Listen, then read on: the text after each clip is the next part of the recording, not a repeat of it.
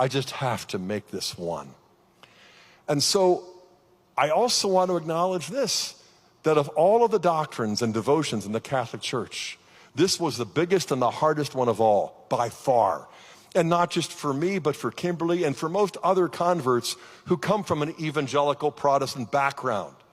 Because I came from seminary, I got graduation, then ordination, and I began to preach, and I began to find in the Bible, with the help of the church fathers, how the New Testament is concealed in the Old, and the Old is revealed and fulfilled in the New, as St. Augustine loved to put it. And all of a sudden, the Eucharist became more than bread and grape juice. It became more than symbolism. It became the fulfillment of the covenant, where the old is transformed into the new. The only time Jesus even uses the expression, the new covenant. And he refers to the blood of the new covenant. He is himself the new covenant. And so I was often running. And I must admit, the deeper I went into the Bible, the more things came up Catholic.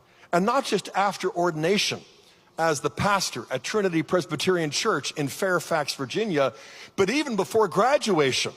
2 or 3 months before graduation, I began to read the Sunday sermons of the early church fathers, and I began to share them with my friends, including my older brother-in-law, my sister's husband, Bill, who was graduating with me. I was a Presbyterian, he was a Baptist, but together we grew more and more excited about what we were finding in the early church fathers those last few months before graduation.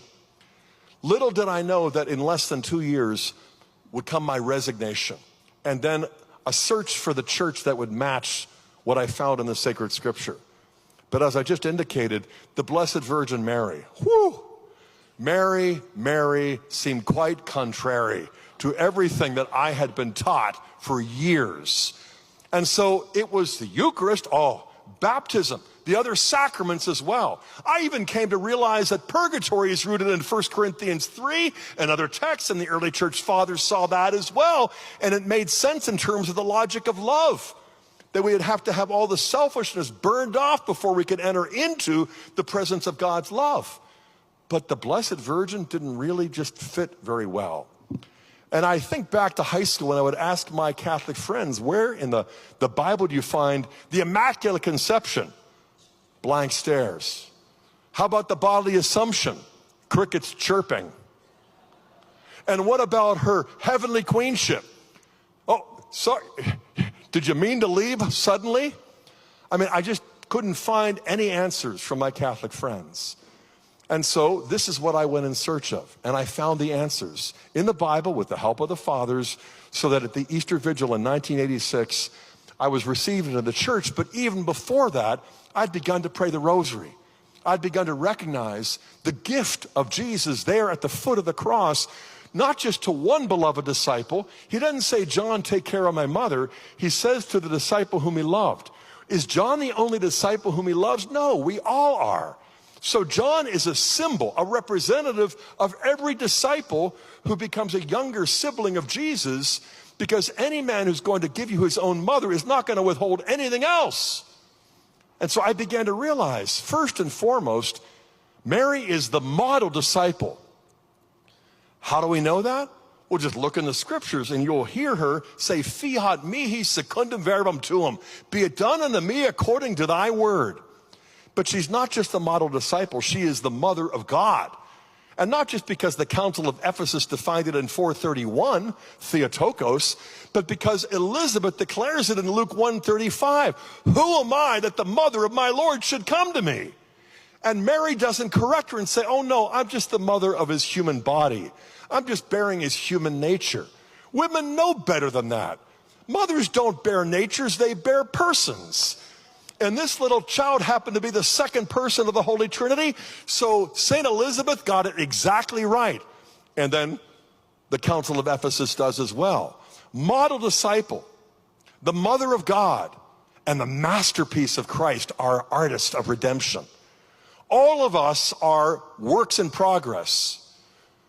Christ is working in my life like he's working in yours.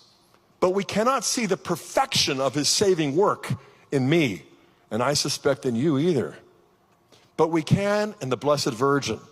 Where is the proof that God is actually willing to give us all of his grace, all of his mercy, all of his power, all of his life. She is exhibit A. She is the masterpiece. And so if you go to an art gallery and the artist is there, he will not feel slighted or insulted if instead of staring at him, you spend more time staring at his greatest masterpiece. And so when we look upon the Blessed Virgin, we see the proof, the living proof, that God is not glorified by our groveling. God is glorified by our opening our hearts up to his grace. And the fact is, he is ready, willing, able, and powerful enough to give all of his grace. And that's why she is kakairotomene, full of grace. As the church teaches, she has a fullness of grace that exceeds all of the angels and the saints. And she is the channel, the instrument whereby all of the angels and saints get grace, because she is the queen mother of the angels as well as ours. That's a tall order. How do you go about demonstrating that in sacred scripture? Well, with the help of the early church fathers, I basically found it. But at the same time, I discovered that in becoming a Catholic, I really created problems and tensions in my own family. Not